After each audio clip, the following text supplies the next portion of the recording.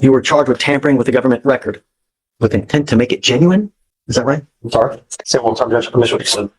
You're charged with tampering with the government record. You are facing up to 6 months in jail and or a $2,000 fine.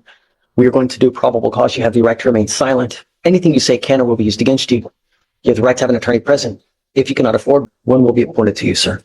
Yes, Judge. On January 16th, 2025, the officer observed the defendant's vehicle with a paper license plate on North Freeway, East Service Road. The officer ran the license plate, and the license plate came back with no record. The officer observed the license plate with a copy and did not have required security features. A traffic stop was initiated, and the officer made contact with the defendant, the driver of the vehicle. The defendant stated he received the license plate from the person who sold him the truck, that he receives a new license plate whenever he makes payments, and that he thought that was legal. The defendant stated he did not have insurance on the vehicle, and the officer ran the VIN and discovered the motor vehicle to be salvaged. The officer also found the vehicle had never been registered and had never had a state inspection.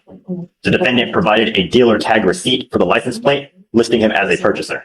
So he tried to purchase in good faith, Judge. He just, I don't see how there's any criminal intent. But he's going to payments and he gets a new license plate every time he gets a payment. That's what the officer says he was saying. Well, that, right. But I mean, Right. Marcos, I see what you're saying because he's charged with tampering, right?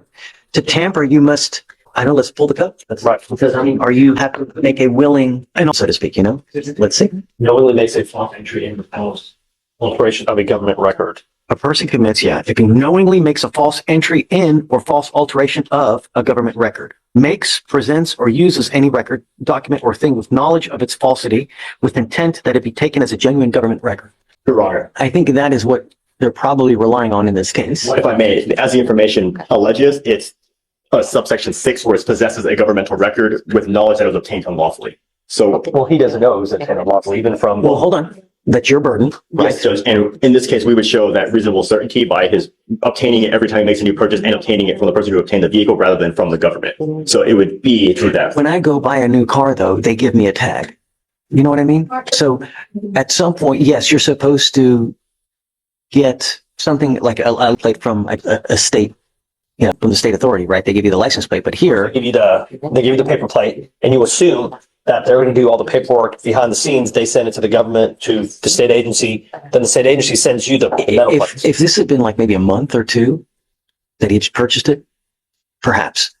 But if we're talking that he's had this car for like a year, then I think that's reasonable. I don't think that's a reasonable argument to make. So, And I don't know how long. and this car purchase? Let me see, Your Honor.